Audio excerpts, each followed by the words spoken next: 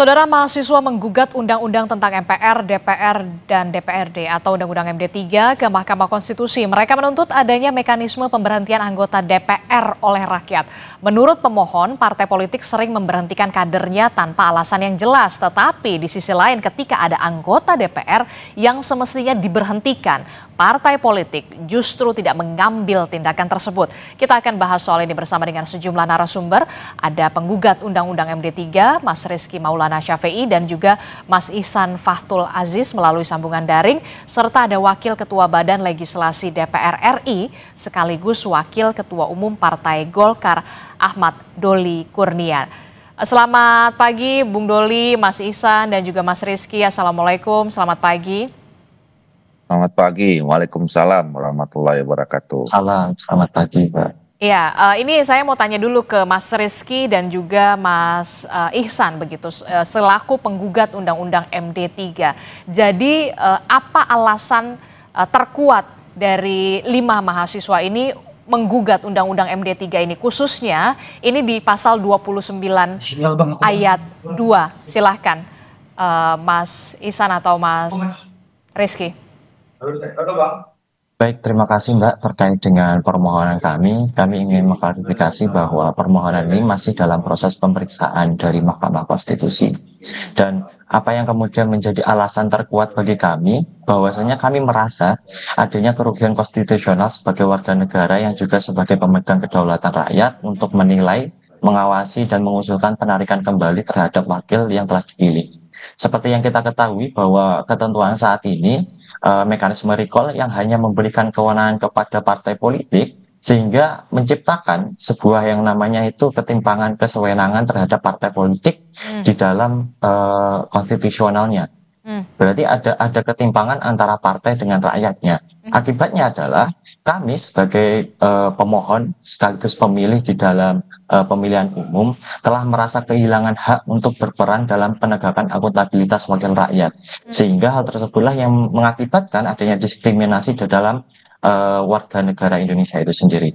Selain itu, di dalam draft permohonan kami telah disebutkan beberapa peristiwa faktual yang sepertinya sempat viral kemarin pada bulan Agustus yang berujung ricuh hingga menimbulkan kerusuhan di berbagai daerah. Hal tersebutlah yang menjadi tanda bahwa memang perlu adanya pengawasan bagi rakyat terhadap wakilnya di DPR. Mungkin itu, Mbak. Oke, Anda mengatakan ada keselewengan, kemudian ada eksklusivitas begitu ya, tidak ada hak rakyat yang sebagai pemilih begitu ya, hanya eksklusivitas di partai politik. Nah, kalau ke Mas Rizky, kalau dari sisi Anda, apa sebenarnya yang menjadi dasar terkuat akhirnya, oh ini harusnya DPR, MPR dan juga DPRD, wakil rakyat kita, karena kita yang memilih, kita juga yang seharusnya bisa memecat anggota dewan yang terhormat ini. Mas Rizky. Baik, terima kasih. Iya, bahwasanya kita sebagai pemilih, kita sebagai rakyat juga dalam hal ini kan adanya hubungan timbal balik antara pemilih dan wakilnya gitu. Dalam hal ini juga masyarakat, kemudian rakyat itu mempunyai hak kontrol terhadap wakil-wakil kita yang telah dipilih melalui pemilu gitu. Artinya dalam hal ini dalam permohonan kami juga sebagaimana telah diuraikan bahwasanya kami sangat tidak berangkat dari kebencian melainkan dari kepedulian untuk berbenah. Nah, dalam hal ini sebagaimana telah diuraikan bahwasanya terjadi fakta-fakta sosial yang terekam gitu kan. Dalam permohonan kami juga telah diuraikan bahwasanya di tahun 2025 di bulan Agustus kemarin itu ada rentetan demonstrasi yang besar gitu kan di berbagai daerah. Kemudian ada juga kasus nonaktifkan beberapa anggota DPR oleh partainya gitu kan. Nah, dalam hari ini sebenarnya kita masih ada ruang gitu kan, ruang yang sangat besar untuk meningkatkan standar representasi dan responsivitas DPR gitu kan. Oleh sebab itu permohonan kami yang kami ajukan ke Mahkamah Konstitusi merupakan upaya memperkuat sistem agar DPR dan rakyat dalam hal ini sama-sama diuntungkan. Seperti itu, Kak. Oke, jadi apakah ini artinya berhubungan juga soal kinerja DPR yang menurut para mahasiswa yang menggugat ini belum maksimal? Karena kan tadi Anda mengatakan sekali lagi ini bukan berangkat dari kebencian, tapi upaya ingin melakukan pembenahan di DPR. Dalam dalam hal ini kami sangat tidak menegasikan lagi-lagi ya, menegasikan apa namanya, apakah dalam hal ini kami memandang kinerja DPR itu kurang ataupun tidak gitu. Tapi dalam hal ini kami melihat bukan dari bagaimana maksimal atau tidaknya. Dalam hal ini kami melihat adanya apa namanya upaya yang harus kita benahi bersama gitu kan, harus kita upayakan bersama karena dalam dari rentetan peristiwa yang terjadi menandakan adanya kesenjangan antara wakil rakyat dengan DPR gitu kan. Dalam hal ini telah terjadi banyaknya demonstrasi itu kan mengakibatkan kerugian material dan imaterial gitu kan. Nah, dalam hal ini kami menginginkan adanya kontrol dari masyarakat agar dapat melakukan recall terhadap wakil-wakilnya yang kurang merepresentasikan dari kehendak rakyatnya gitu. Kami percaya bahwasanya anggota DPR yang baik tidak akan merasa merasa takut dalam hal ketika diawasi oleh rakyatnya gitu. Kami sangat merasa bahwasanya wakil-wakil kita ketika kita menginginkan rakyat yang menginginkan sama-sama kebaikan, sama-sama kemaslahatan untuk negara, kami yakin dalam hal ini anggota-anggota DPR yang baik tentunya akan setuju apabila dikontrol oleh rakyatnya itu sendiri. Demikian, Kak. Lalu bagaimana dengan partai politik? Di sana kan juga ada anggota dewan yang di bawah naungan dari partai politik, yang punya partai politik memang seharusnya ada unsur pengawasan juga di sana terhadap anggota dewan yang duduk di DPR, MPR ataupun di DPRD. Mohon izin Kak untuk Silakan. menjawab. Terima kasih sebelumnya bahwa kami berangkat dan tidak boleh mengabaikan bagaimana proses-proses positif yang telah dilakukan di DPR, terutama di dalam menjalankan fungsi-fungsinya itu sendiri. Namun menurut kami perlu ada hal yang mungkin perlu dibenahi. Tentu masih ada beberapa catatan perbaikan yang dapat kita lakukan bersama-sama. Sebagaimana yang telah kami sampaikan sebelumnya bahwa jangan sampai ada DPR ini berjarak dengan konstituennya atau berjarak dengan rakyatnya. Hal itulah yang kemudian menginisiasi kami untuk memberikan peran lebih terhadap konstituen, terhadap wakil rakyatnya, wakilnya yang duduk di DPR. Dan kami ingin meluruskan kembali bahwa kami sama sekali tidak memberikan frasa pemecatan, pemberhentian, tetapi kami menginginkan Mahkamah Konstitusi itu untuk bisa lebih memaknai bahwa rakyat juga diberikan hak untuk mengusulkan apabila terdapat dari anggota dewan tersebut menyalahi aturan atau tidak menjalankan janji-janji yang telah disampaikannya melalui kampanye. Seperti itu, Kak. Oke, jadi intinya adalah rakyat sebagai orang yang memilih para anggota dewan ini diajak juga untuk audiensi ya ketika ada kasus-kasus yang kemarin kita lihat di bulan Agustus kemarin begitu ya. Saya ke Bang Doli. Bang Doli, ini kalau kita lihat ya, ini mahasiswa-mahasiswa yang kritis begitu ya, yang juga harus didengar tentu saja harapannya tidak ada sama sekali dasar kebencian, tapi adalah upaya untuk saling membenahi. Nah, kalau dari Bung Doli ini meresponnya seperti apa? Kalau saya sih percaya Bung Doli ini tidak akan risau sama sekali.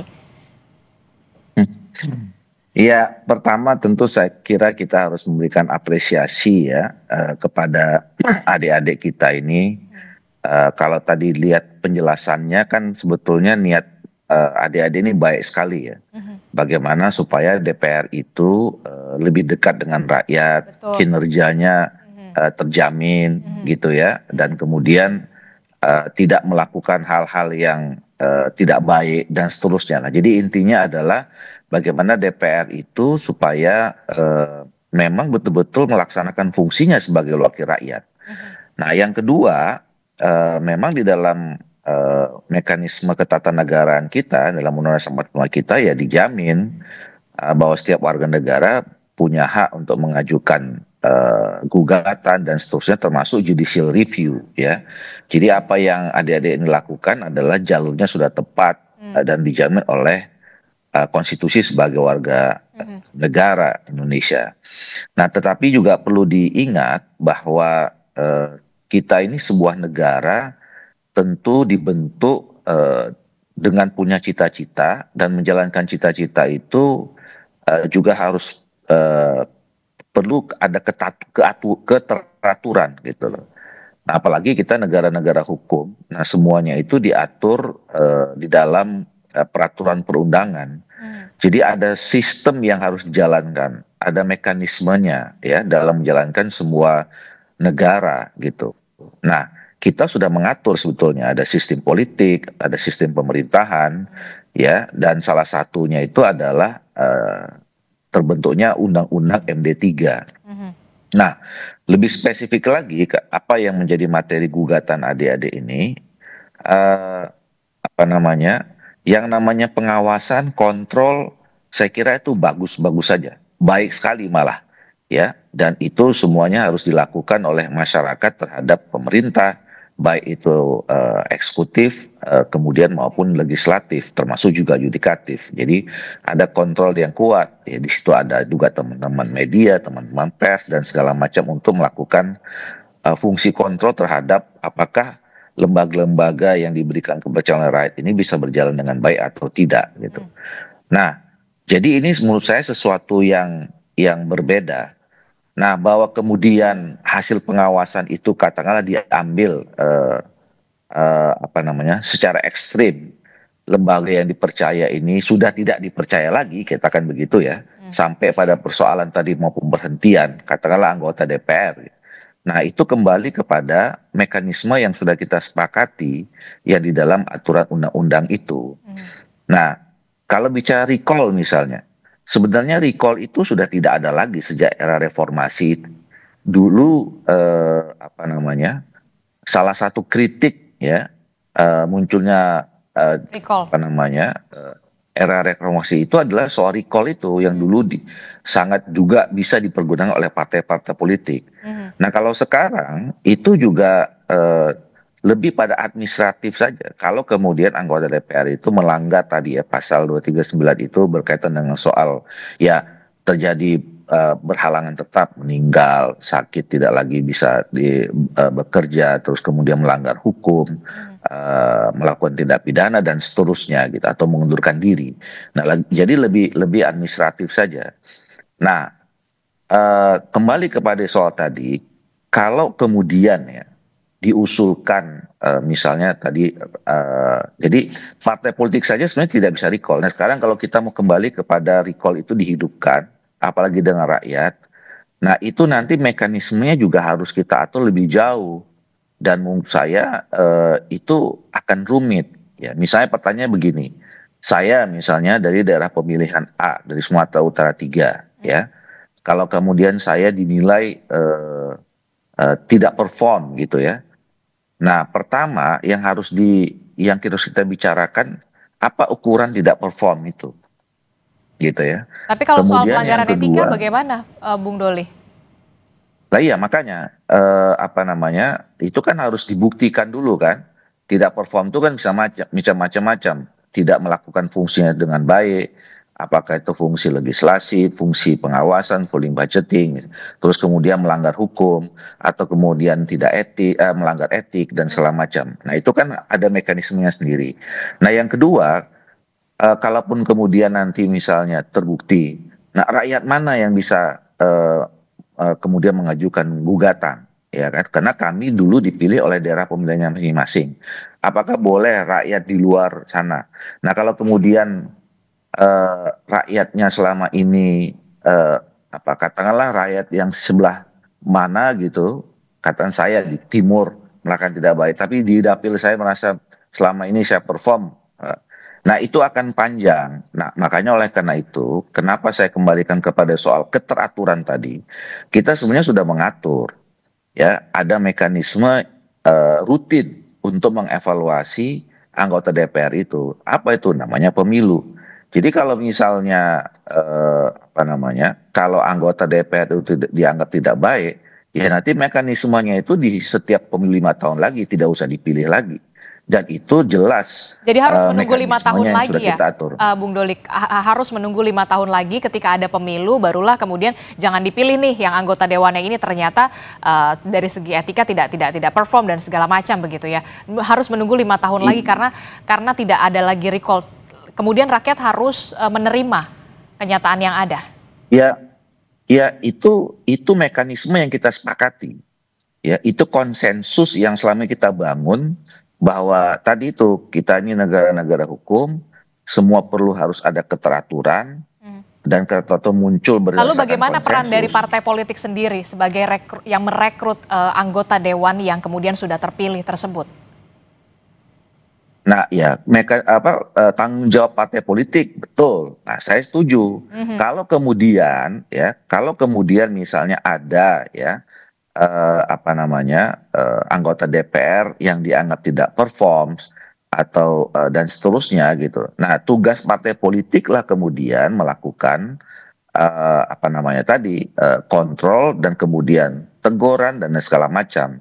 Nah, sekali lagi, kalaupun kemudian ya tadi misalnya ada aspirasi seperti itu, partai politik juga nggak gampang untuk melakukan recall itu dalam undang-undang yang sekarang. Ya, recall itu tidak lagi nih. Contoh misalnya ya, dulu ada pernah saudara Fahri Hamzah itu, ya pernah digugat partainya ya untuk diganti. Kalah Pak di pengadilan, gitu loh.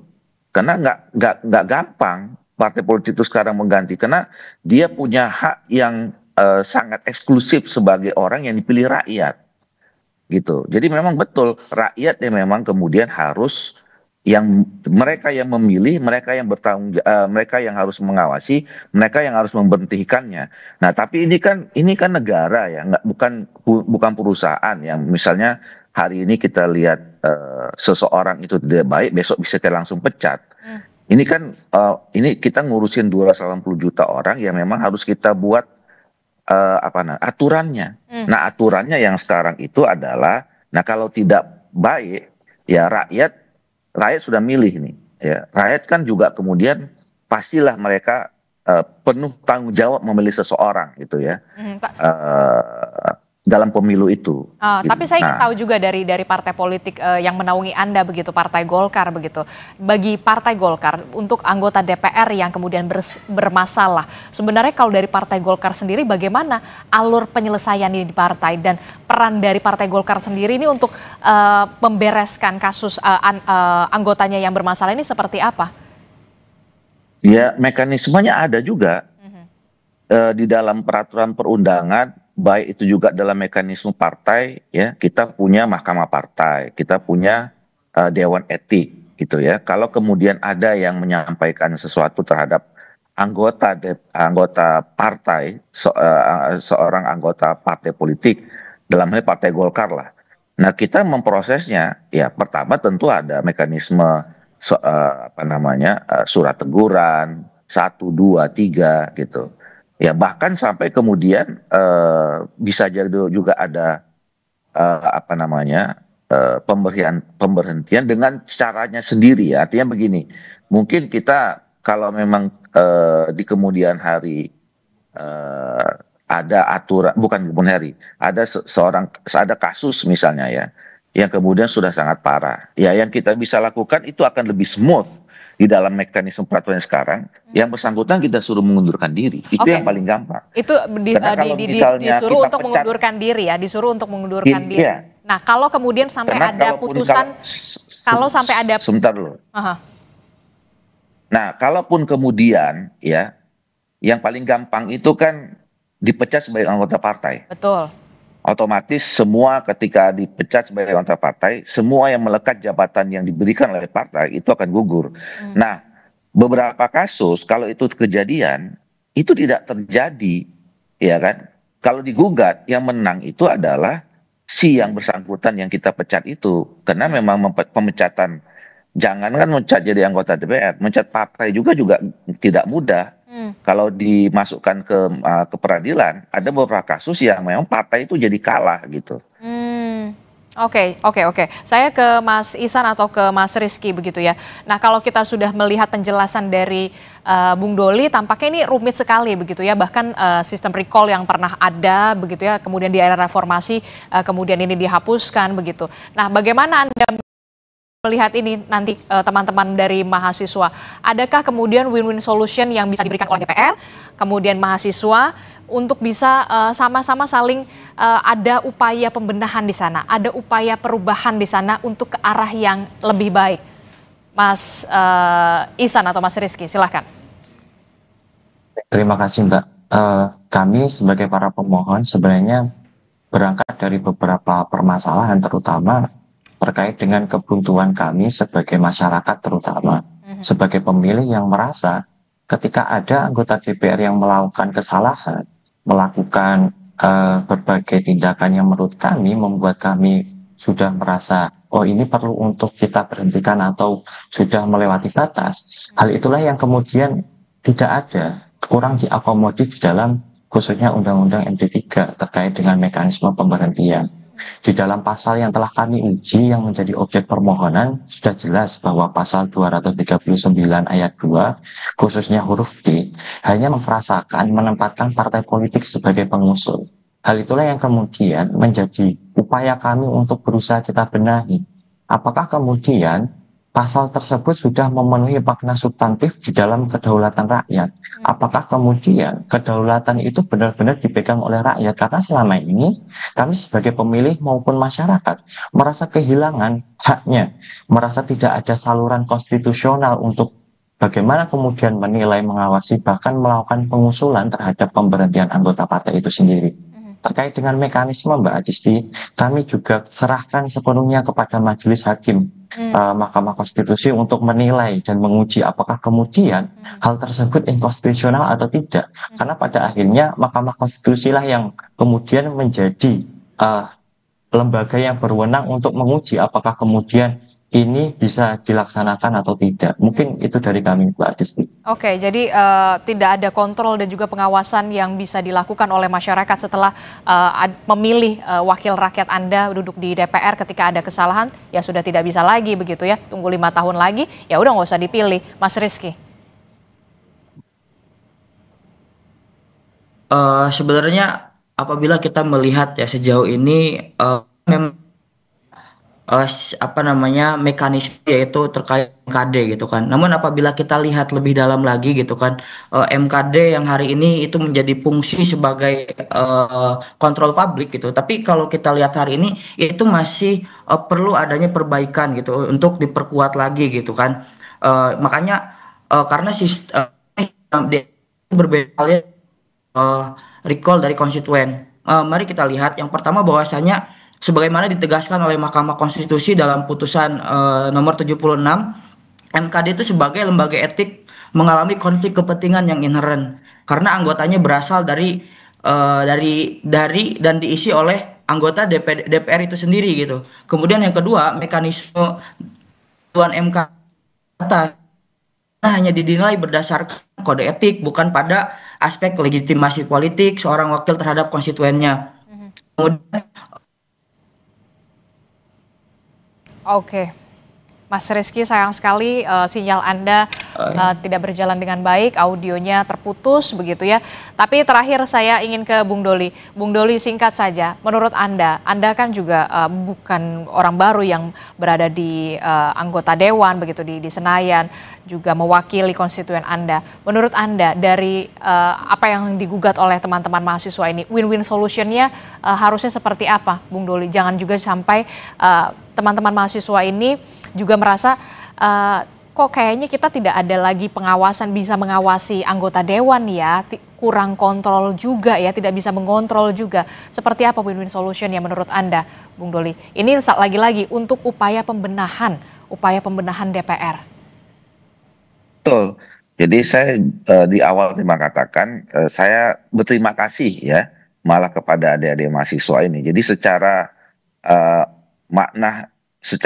bermakna mereka ini menyampaikan pesan sebetulnya agar kita ini anggota DPR itu harus lebih bekerja secara serius, lebih sungguh-sungguh, maksimal gitu melakukan fungsinya. Itu yang pertama. Yang kedua adalah, tentu kita kembalikan, kita hargai. Ini sudah disampaikan sekarang ke Mahkamah Konstitusi.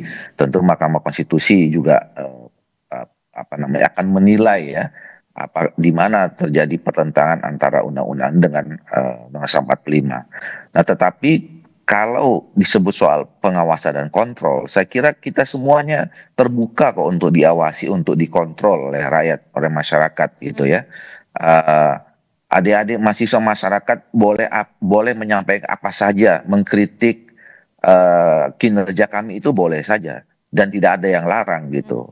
Nah, tetapi kalau kemudian soal pemberhentian, nah tentu kita harus bicara lagi soal merumuskan sistem dan mekanisme yang baru. Nah, kita tidak tahu apa nanti putusan Mahkamah Konstitusi gitu ya. Tetapi ke depan saya kira perlu kita diskusikan ya, apakah secara mendalam ya mekanisme kontrol itu kalau misalnya sampai ke partai politik seperti apa ya. Makanya sekarang ini kan kita juga melakukan evaluasi tentang sistem politik kita termasuk undang-undang partai politik ya. Nanti kemudian juga akan sistem pemilu misalnya ya, undang-undang pemilu. Nah, tentu itu nanti menjadi bagian yang kita harus pikirkan, mekanisme kontrol penguatan dan pengawasan lebih kuat bagaimana termasuk ke dalam sistem dan atau perbaikan undang-undang itu gitu loh. Oke. Terakhir saya ingin ke Mas Ihsan atau ke Mas Rizky, apa yang ingin Anda sampaikan dari teman-teman mahasiswa penggugat ini, mumpung ada Bung Doli perwakilan dari DPR juga, silahkan singkat saja. Yang ingin kami sampaikan yaitu adalah kepada seluruh rakyat Indonesia, khususnya pada anak muda, mari kita lebih mengenal apa saja hak-hak kita sebagai warga negara. Kemudian yang saya ingin tegaskan bahwasanya permohonan ini tidak berangkat dari kebencian terhadap DPR dan partai politik, melainkan sebagai bentuk kepedulian untuk berbenah. Kita sama-sama tidak menginginkan ada lagi korban jiwa akibat kebuntuan kontrol terhadap DPR. Kemudian bagi masyarakat Indonesia, tolong untuk sama-sama kita peduli terhadap isu-isu yang lain yang sama pentingnya, RUU KUHP, PSN, dan kerusakan lingkungan serta hak-hak masyarakat adat. Demikian adanya, Kak. Oke, silahkan Mas Ihsan. Terakhir. Baik, mungkin sama yang disampaikan dengan Mas Rizky, bahwa kami sebagai masyarakat, bahkan sebagai generasi muda, harus mengenal hak-hak yang telah diberikan di dalam konstitusi, bahwa pada akhirnya hak-hak itulah yang kemudian bisa kita ambil atau bisa kita perjuangkan untuk kemudian negara atau pemerintah ini hadir sebagai pihak yang berusaha untuk memenuhi hak kita. Apabila kemudian hak-hak kita itu merasa dirugikan atau tidak terpenuhi, masih banyak jalur konstitusional termasuk dengan pengujian undang-undang untuk bisa kita ajukan. Untuk itu kami mengharapkan seluruh masyarakat Indonesia untuk terus mengawal, terutama mengawal jalannya proses persidangan pada permohonan kami. Sekian dan terima kasih. Oke, baik, terima kasih Mas Ihsan telah bergabung bersama kami. Kemudian ada Mas Rizky, Bung Doli, terima kasih juga sudah memberikan penjelasannya kepada kami semua. Sehat selalu teman-teman mahasiswa dan juga Bung Doli. Assalamualaikum, selamat pagi.